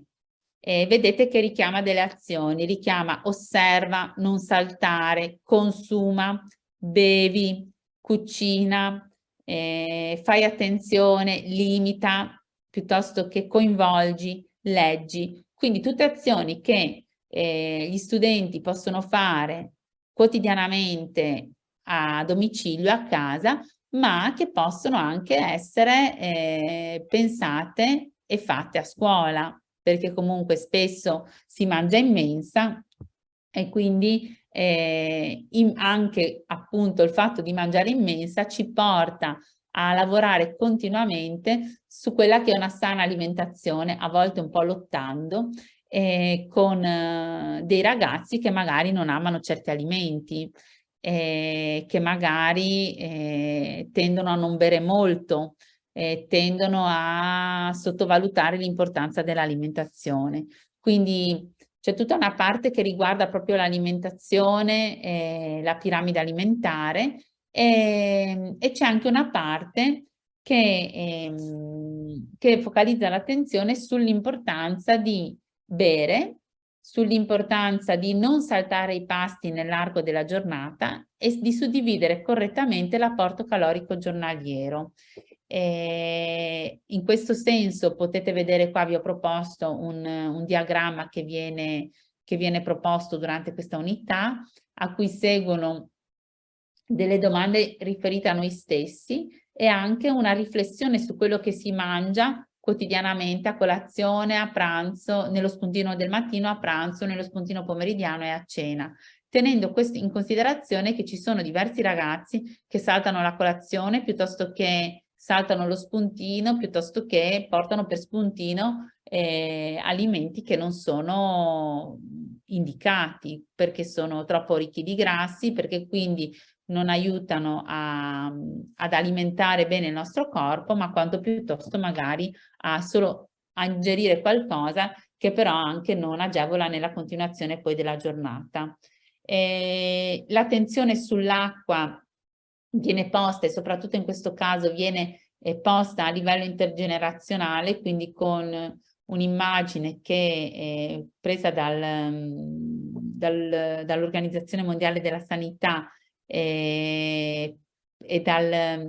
propone un confronto tra quanta è l'acqua che dovrebbe assumere un bambino nella fascia d'età 1-3 anni, nella fascia d'età 4-8 anni, 9-13, 14 età adulta, sia per l'uomo che per la donna. E questo è perché viene proposto questo confronto, proprio per anche riflettere, e ci sono anche degli esercizi legati a questa immagine che viene proposta, per riflettere su anche come cambino le esigenze sia alimentari sia di assunzione d'acqua nel corso della vita. Inoltre mi sento di dire che è molto importante richiamare l'attenzione sull'importanza dell'acqua, non solo nel fatto che di essere bevuta, ma anche nel fatto di saperla gestire, quindi non sprecarla. E questo è un aspetto che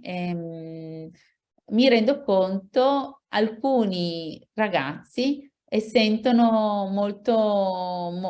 forte, perché viviamo in quest'epoca dove si parla probabilmente spesso di acqua, e quindi loro, almeno una mia esperienza personale, quando si parla di acqua subito riportano le loro esperienze, e anche io non lavoro nella scuola secondaria di primo grado, ma lavoro nella scuola primaria, mi è capitato di rilevare che sono loro stessi i primi a sollevare comportamenti errati dei loro genitori, o magari di uno dei due genitori. E questo fa capire come forse dobbiamo anche metterci un po' nei loro panni per capire come loro vivono la vita, in modo forse dando meno per scontate certe cose rispetto a come lo facciamo noi. E qui avete ancora altre immagini su questa unità. Come vi ho anticipato prima, si parla della dieta mediterranea, che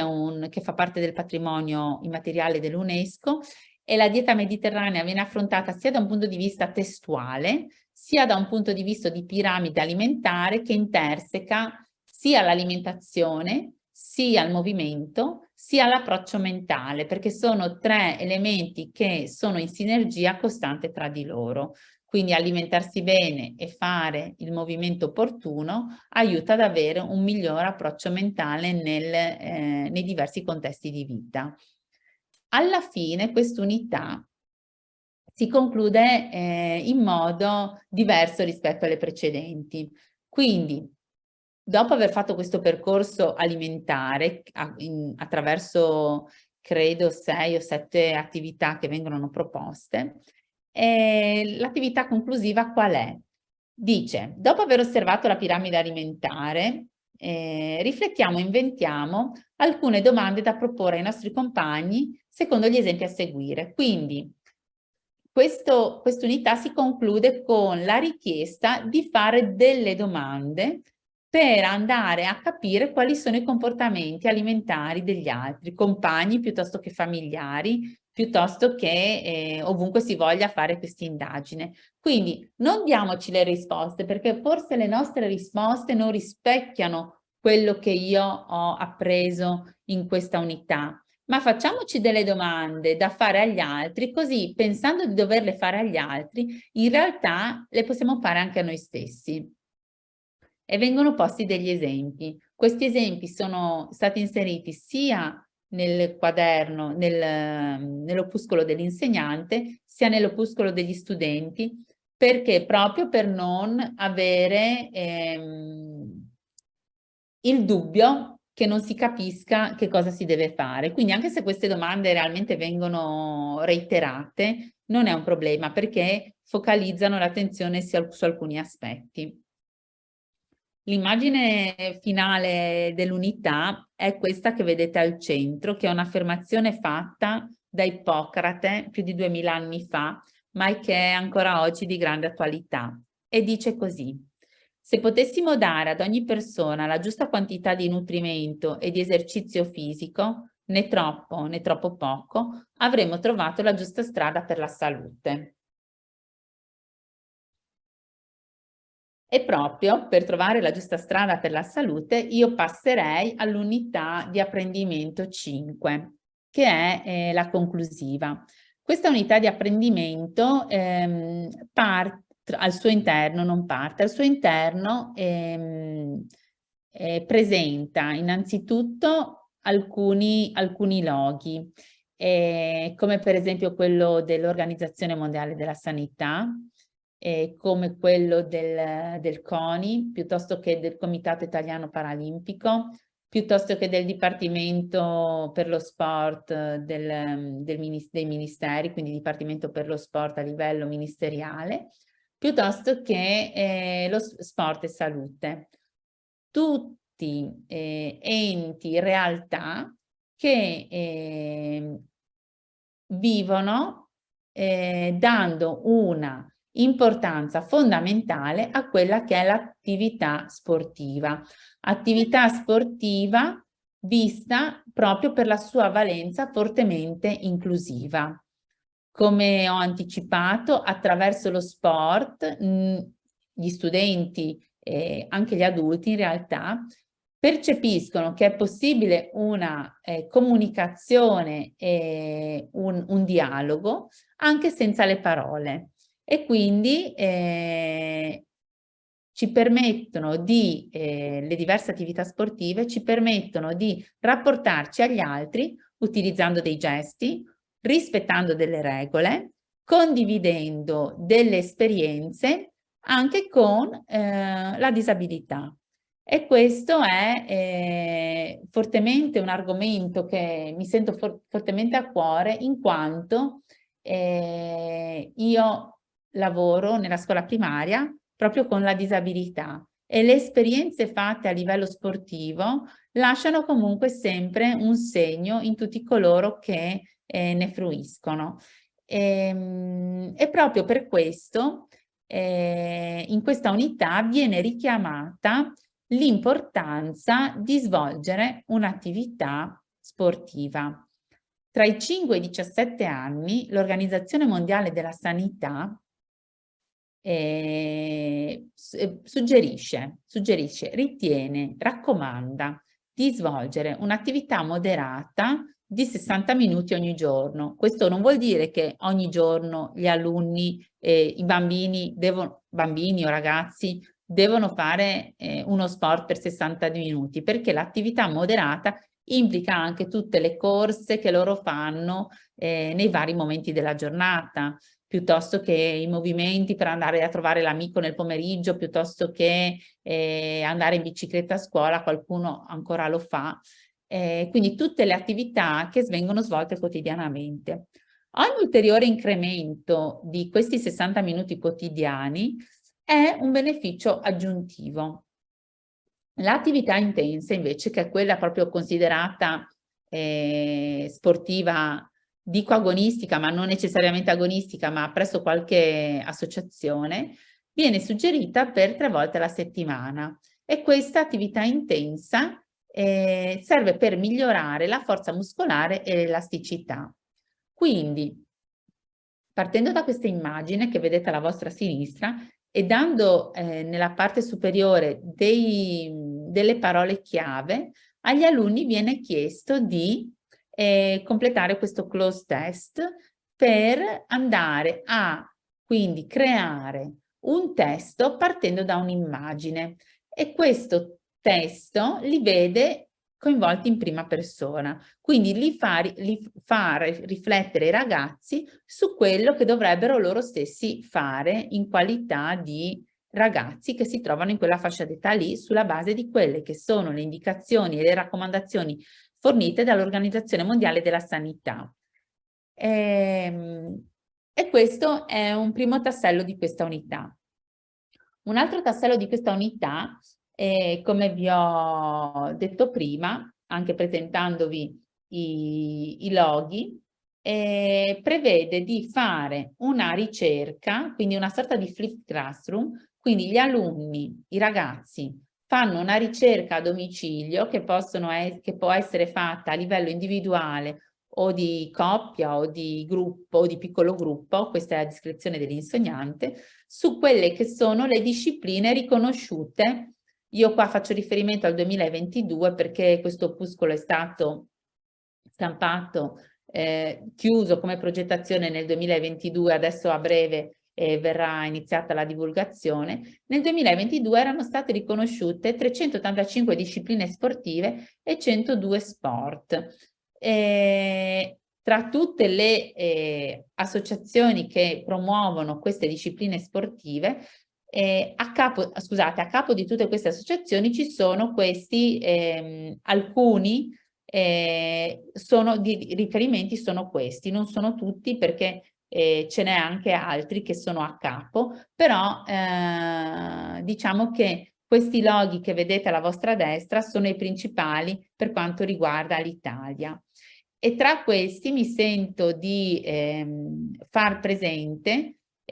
come tanto Sport e Salute, quanto il Comitato Paralimpico Italiano, quanto il CONI, quanto il Ministero, la sezione Dipartimento per lo Sport, siano comunque molto attenti anche a quella che è l'attività sportiva che viene svolta a scuola. Negli ultimi anni sono state avviate varie progettualità che ricadono nella quotidianità anche delle nostre scuole e anche questi enti hanno dato negli ultimi anni un'attenzione particolare a quelli che sono gli studenti atleti per permettere loro di perseguire dei loro obiettivi sportivi. Detto questo, ritorno a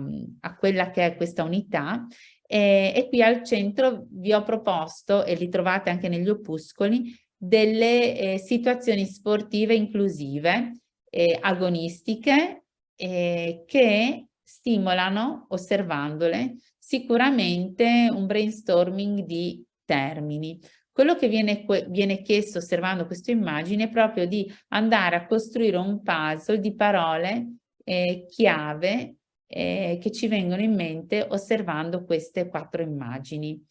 Anche qui c'è la possibilità di fare degli approfondimenti o anche delle in qualche modo digressioni su alcune specifiche di questi sport e degli sportivi che perseguono questi sport, perché poi chi di voi è anche interessato può eventualmente scrivermi, ci sono varie testimonianze online che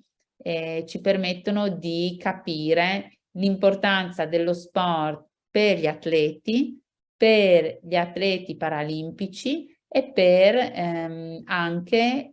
semplici persone che hanno trovato nello sport una rinascita a seguito di momenti di vita difficili. In questa unità vi ho un po' già anticipato questo, ma adesso ve lo ripeto, viene proposta un'attività di flipped classroom che prevede una ricerca a casa, a domicilio, quindi attraverso delle indicazioni fornite dall'insegnante, che viene quindi poi presentata alla classe, permettendo così un apprendimento attivo tra pari e anche un confronto con magari anche una rilevazione di quelle che sono delle curiosità o delle domande da parte dei propri compagni. Questo è una buona occasione per l'insegnante non solo per valutare la ricerca, ma anche per valutare come gli studenti possano autostimolarsi e autoporsi delle domande, quindi condividere delle loro curiosità, perplessità, dubbi e quant'altro direttamente con un proprio compagno che spiega, in questo caso, una disciplina sportiva. E a questo punto si arriva alla parte conclusiva dell'opuscolo, che è quella che riguarda le pause di salute. Le pause di salute che fanno parte di un'abitudine quotidiana di vita per permetterci di stare meglio, quindi parve cure di no, vengono declinate in un breve testo, quindi questo breve testo spiega cosa sono le pause di salute, a cui segue nell'opuscolo dell'insegnante un approfondimento che è un po' quello che vi ho anticipato prima su come queste pause di salute vengano in questo momento monitorate e sperimentate a livello di nostra ex provincia di Udine. Quindi vi è una collaborazione tra l'Università degli Studi di Udine e il Liceo Classico Stellini di Udine, che con il sostegno del Comune di Udine, della Fondazione Friuli, dell'Agenzia regionale per il diritto allo studio e dell'Associazione Sportiva Disabili Basket e non solo di Udine, stanno portando avanti appunto questa progettualità, il cui docente di riferimento è Claudio Bardini, che vi ho citato anche prima. Quindi qua trovate un approfondimento che questa è solo una parte dell'approfondimento che poi troverete nell'opuscolo, che vi fa comprendere meglio cosa siano le pause attive e quale siano i riferimenti sia per quanto riguarda le linee di indirizzo sull'attività fisica e motoria emanate dal Ministero della Salute nel 2019, sia quelli che sono anche riferimenti che un po' vi ho anche anticipato prima del World Health Organization del 2010, che ci portano proprio a comprendere come delle brevi pause quotidiane tra un'attività e l'altra ci permettano non solo di evitare di essere troppo rigidi nei movimenti del corpo, perché non pensate che la rigidità intervenga solo dopo una certa età, ma anche ci permettano di stimolare il ragionamento e porsi in modo propositivo verso l'apprendimento, perché permettono appunto all'ossigeno di circolare e di farci ritornare più attivi dopo questa breve pausa di salute. In conclusione di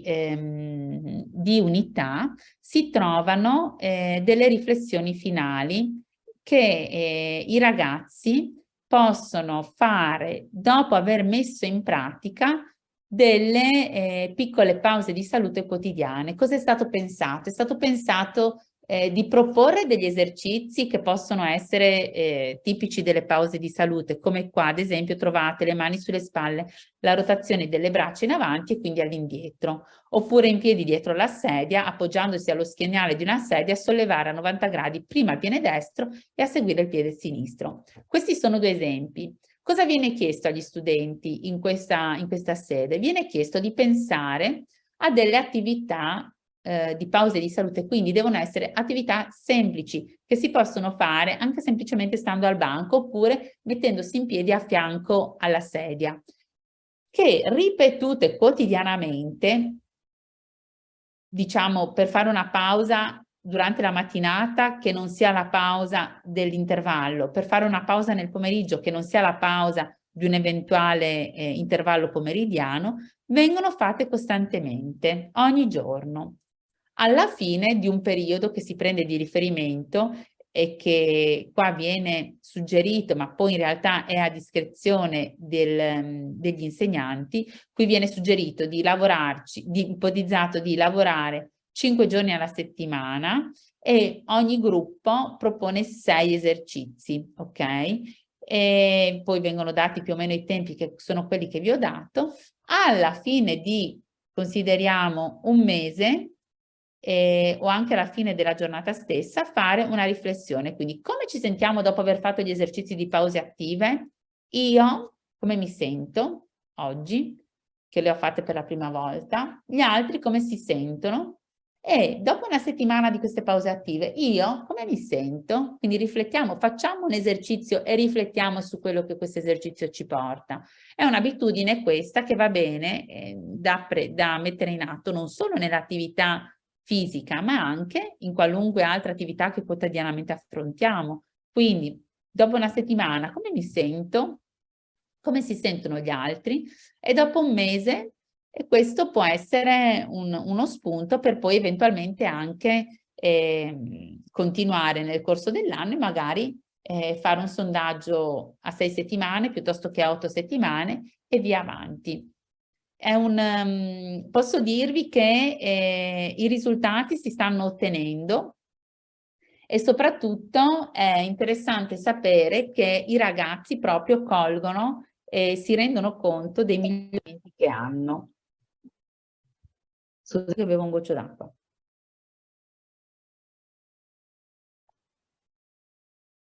A questo punto vi ho fatto un quadro generale dell'opuscolo. Voi avete visto estratti dall'opuscolo degli insegnanti. Come vi ho anticipato all'inizio, le attività proposte nell'opuscolo studenti sono similari, sono solo snellite, più snelle rispetto ad alcune attività, nel senso che non comprendono certi approfondimenti, non comprendono le soluzioni, però sono comunque complete. Prima di passare a questa seconda fase della presentazione che vi propongo, porto solo un'ultima riflessione, proprio per farvi capire che dopo aver accettato, insomma, di mettermi un po' in gioco in questo progetto, ho cercato di portare al suo interno anche quelle che sono le mie esperienze di insegnante. E quello che mi sono sentita di fare è di proporre, che forse non è un'abitudine costante, però troverete tutte le indicazioni di svolgimento degli esercizi alla prima persona plurale, quindi è sempre un lavorare con qualcun altro, leggiamo, non è un lavorare sempre autonomo, è un lavorare condiviso, è un lavorare che vuole essere un lavorare inclusivo e vuole essere anche un operare in una situazione di lingue diverse, ma che comunque permettono di dare un arricchimento costante. Questo perché? Perché il fine ultimo di questo opuscolo qual è? È quello di guidare attraverso un percorso che in questo caso è specifico, ma in realtà dovrebbe essere un percorso di crescita generale, accompagnare queste nuove generazioni a compiere dei gesti che sono di solidarietà, di condivisione, che sono fondamentali per la nostra vita, perché se non riusciamo a far sì che sempre un numero importante di nuovi donatori acceda a questo servizio, quindi che non ci siano delle persone che si mettono a servizio di se stessi e degli altri, purtroppo il sistema sanitario che viviamo, che ha sì delle lacune, però comunque che ci permette di avere una copertura molto importante del fabbisogno di sangue che è richiesto sul nostro territorio nazionale, purtroppo se mancheranno nuovi donatori, si metterà in discussione anche questo sistema che ad oggi è ben consolidato. Quindi noi in qualità di formatori, di educatori, di anche a volte figure di riferimento, dobbiamo sentirci un po' in dovere di far comprendere cos'è il dono. Naturalmente il dono e la donazione. Naturalmente, poi magari Feliciano se vorrà aggiungere, a supporto ci sono sempre le varie sezioni di riferimento dei donatori che per quanto riguarda l'ambito di mia competenza e di mia vita sono a disposizione verso le scuole. anzi sarebbero molto interessati a incentivare questi loro interventi. Quindi questo non vuole essere una presunzione, adesso abbiamo un opuscolo e possiamo fare totalmente in autonomia, condividiamo, perché comunque la condivisione è crescita e la condivisione a volte è anche arricchimento. Questo è uno strumento in più che possiamo avere a disposizione. A questo punto io passo a proporvi degli esempi. Allora, questo che vi propongo adesso voi non lo trovate nel libro, ma stante che so che a questo corso si sono iscritti insegnanti della scuola secondaria di primo grado, insegnanti della scuola primaria, insegnanti della scuola dell'infanzia, ho pensato di fare alcune proposte che possono naturalmente avere molte altre declinazioni, molte altre idee di svolgimento, che partendo da un'attività proposta per la scuola secondaria di primo grado vanno a dare dei suggerimenti partendo da quell'attività per attività da svolgere alla scuola primaria e alla scuola dell'infanzia. Quindi ad esempio, prendendo dall'unità di apprendimento numero 2 questo breve testo che parla della composizione del sangue, e dice che il sangue è un vero e proprio organo dal momento che è composto in gran parte da cellule con diverse funzioni, forma e grandezza,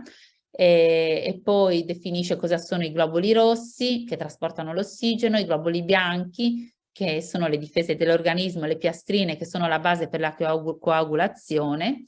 e quindi che il sangue intero che viene prelevato al donatore viene messo in una centrifuga da dove si otterrà globuli rossi, piastrine e plasma. A questo breve testo segue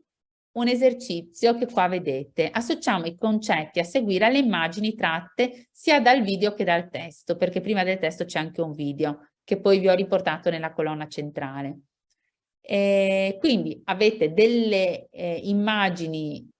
già predisposte sul libro a cui i ragazzi della scuola secondaria associano i globuli bianchi, globuli rossi, analisi di legge, esito negativo delle analisi di legge, piastrine e plasma, associano alcuni termini. Questa attività pensata per la scuola secondaria di primo grado può essere declinata in questo modo alla scuola primaria. Per esempio, anziché proporre il testo, si può guardare il video, oppure si può guardare il video e anche richiamare il testo. È un video molto immediato, che se volete abbiamo tempo alla fine ve lo faccio anche vedere. E da questa visione del video, dove magari alcune parole andranno spiegate perché non necessariamente tutte possono essere intese, si può raccogliere attraverso un circle time finale i concetti che sono rimasti a questi bambini e realizzare così un cartellone in classe. Questo è solo un esempio, ma probabilmente possono essere proposte anche altre attività. Non so, si può disegnare i globuli bianchi, i globuli rossi, le piastrine, si può inserirle in questo cartellone, si può fare altre attività che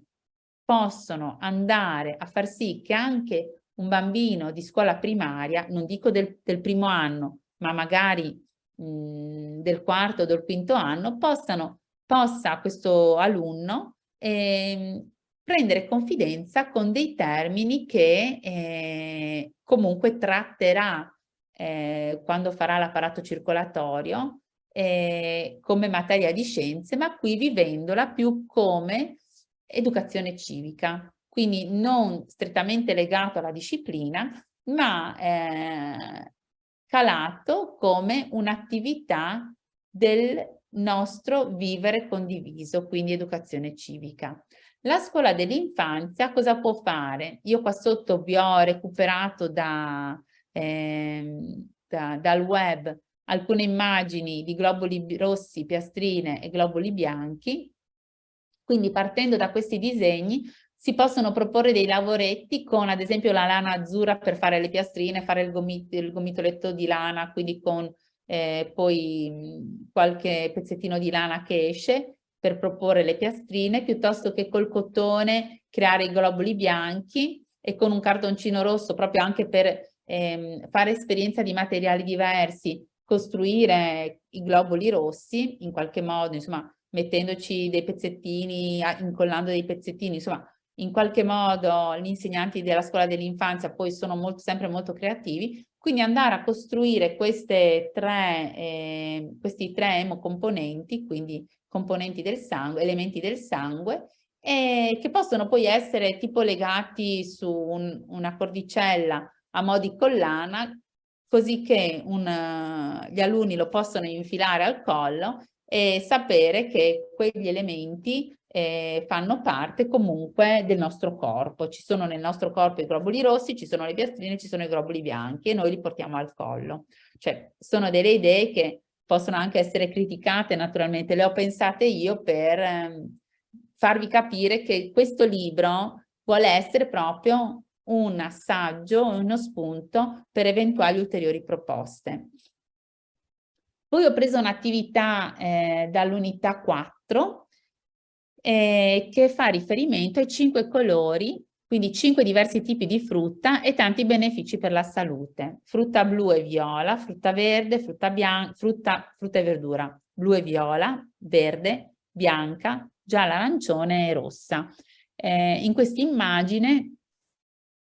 viene esplicitato lateralmente quali sono gli effetti che questi colori di frutta hanno sul nostro organismo. Per quanto riguarda la scuola secondaria di primo grado, quello che viene richiesto qua è di fare una riflessione personale su quella che è l'assunzione reale che noi stessi facciamo di frutta e verdura e viene chiesto agli alunni di colorarla onestamente, colorare l'immagine dell'uomo pulita. E poi viene chiesto anche di colorare l'immagine di un uomo che mangia frutta e verdura, di un ragazzo che mangia frutta e verdura in maniera adeguata, quindi che ha il suo corpo ricco di questi elementi, degli elementi nutritivi della frutta e della verdura. Per quanto riguarda questa attività portata alla scuola primaria,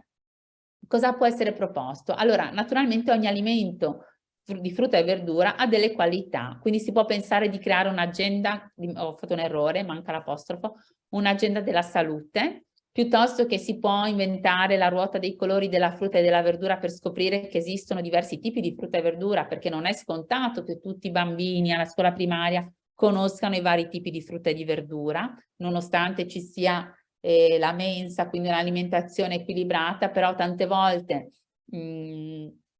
tipo nei passati viene frullata la verdura e quindi magari non sempre tutti i bambini sono in grado di sapere qual è la frutta e la verdura perché non la mangiano, perché non fanno l'esperienza a casa dell'orto, perché non vanno a fare la spesa. Quindi può anche essere questo un incentivo a proporre delle attività che ci portino a scoprire i colori della frutta e della verdura. Si può proporre un disegno contenente frutta e verdura anche alla scuola primaria, oppure si può incentivare l'assunzione di frutta e verdura attraverso delle ricette curiose da far sperimentare a casa. Questo può essere anche interessante come collegamento con la lingua friulana per chi la tratta nella sua classe. La scuola dell'infanzia, ho pensato a un'attività che coinvolga i bambini con le tempere, dove ogni colore viene associato a un frutto piuttosto che a una verdura, magari anche pensando di fare questa cosa collegandolo al pasto della mensa. Mi sembra interessante proprio anche ai fini inclusivi pensare magari in un momento successivo ad associare un colore a un frutto o a una verdura,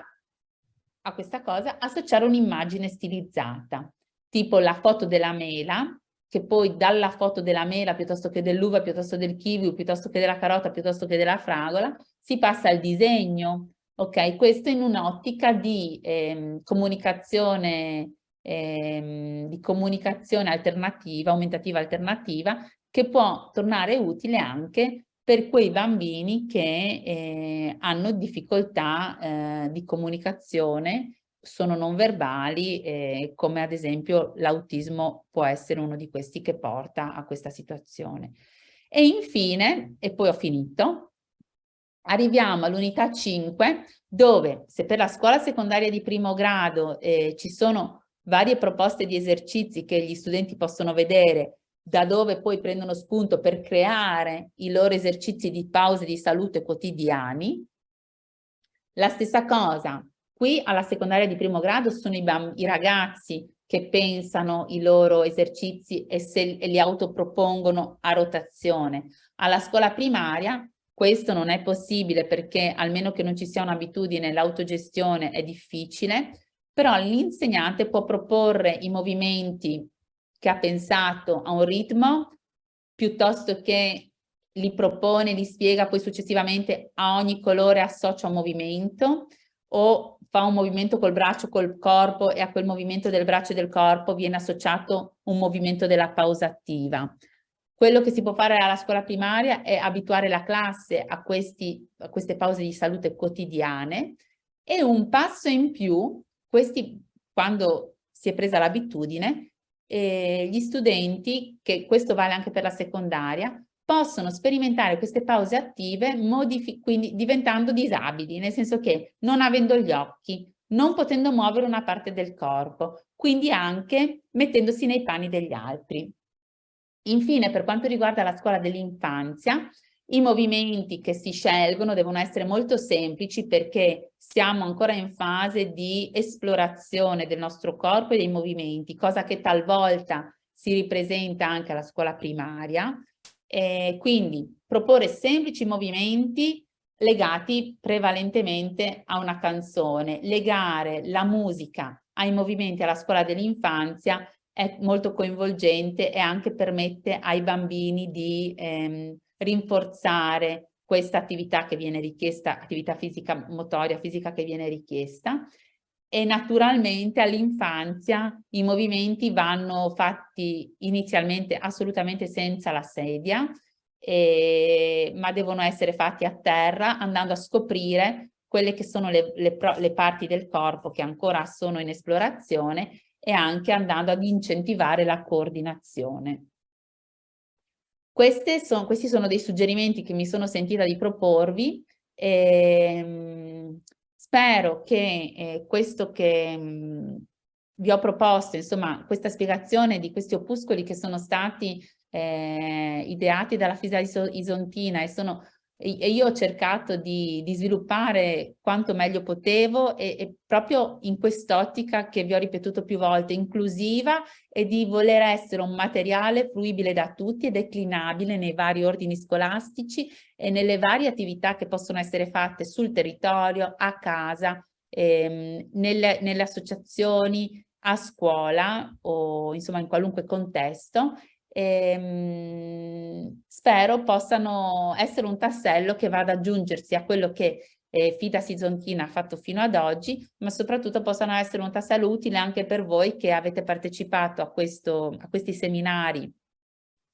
messi in piedi dal DocuSquel, quindi Vecure, e che mi hanno permesso di portare a voi e condividere con voi un'esperienza che sicuramente per me è stata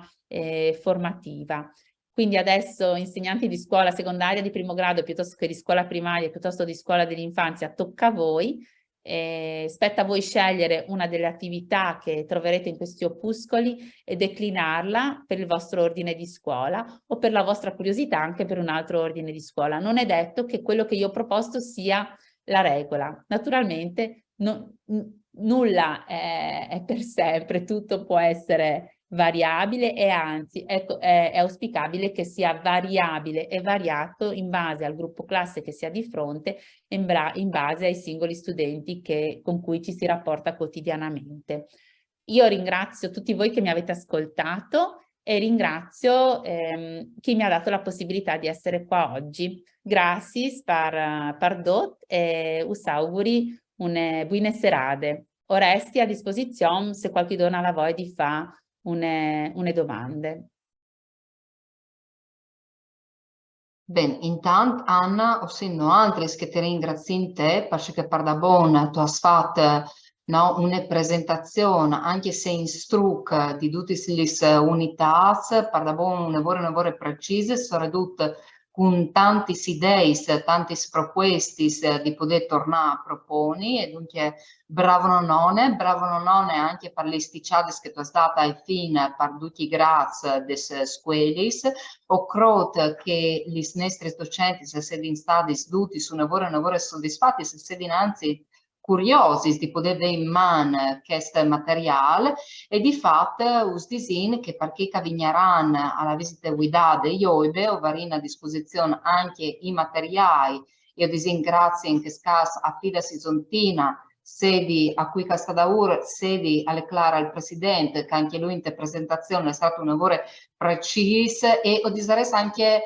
economic, in tal senso che ha fatto economie dagli contenuti che le Clark, che la parte normativa si parte da ora, l'ha spiegata tutta in maniera un lavoro struccate, ma soprattutto un lavoro no, esaustive. Ecco, esaustive per Furlan non sai se sta bene, ma permettemelo a siete di sera di poter dirlo, anche Antonella o Crote che si inconvigne con me, perché per da buon non si date tanto di rifletti, ma soprattutto tanto di poter mettere in pratica. Le vere, noi alle eterni, si tramude e come sta proprio a loro, no, di chiappare la materia che tu hai dato tu, Anna, e di giuliare per insieme con i loro fantasmi. Ho sentito che lei è il presidente, che lei ha messo l'audio, e dunque ho crottato di gusto di Disialc. Allora, prima di tutto ringrazio Anna, come hai detto su altri, per il lavoro fatto e per aver stato da ora un'idea di così che nasce un po' così. Tu fai un plaisir,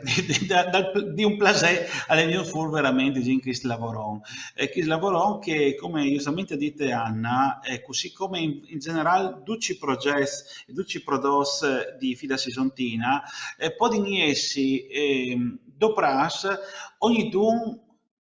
in maniera modulare e ogni dun dovrà per ogni livello diverso di scuole, per cui ad esempio le video interviste che si vedevano prima è vero che sono state realizzate per frutti di scuole superiori, ma possono essere dovrate anche per scuole secondarie di primo grado, ma anche così no, anche per scuole naturalmente primarie. Un'indicazione che volevo dire sull'assist che mi ha fatto sulla questione dell'importanza della promozione della donazione di sangue o di donazione a scuole. Allora, il problema è essenzialmente demografico. Allora, venga stai che se come ho vinto di fatto la popolazione che ti fasse dai 45, 50, 60 anni, che in qualche maniera è la parte forte dei donatori di sangue di UE, sono più o meno i doppi dei frutti che hanno 24, 25 anni. E questi frutti che hanno 24, 25 anni sono giusto il doppio di che hanno tra 0 e 20 anni come entità, è chiaro che in situazione di autosufficienza che ha il Friuli, a ora di UE e anche la Venezia Giulia, quasi anche tutte le regioni Friuli Venezia Giulia, non è sicuro che sia di un domani. Perché è vero che le tecniche chirurgiche sono sempre manculi invasivi, ma di altre bande sting anzi avviati che la int che dopo sangue alle sempre mancul per le cosiddette acuzie, vengono stai per incidenze piuttosto che traplianze, piuttosto che chirurgie, eccetera, eccetera, ma sono sempre di più per aumentare il benestare delle ultime parti delle nostre esistenze, quindi trasfusione se viene davanti. È chiaro che dunque un'educazione dai frutti finché mai le scuole dei fruttini dell'infanzia verso una donazione di team, donazione di volontà,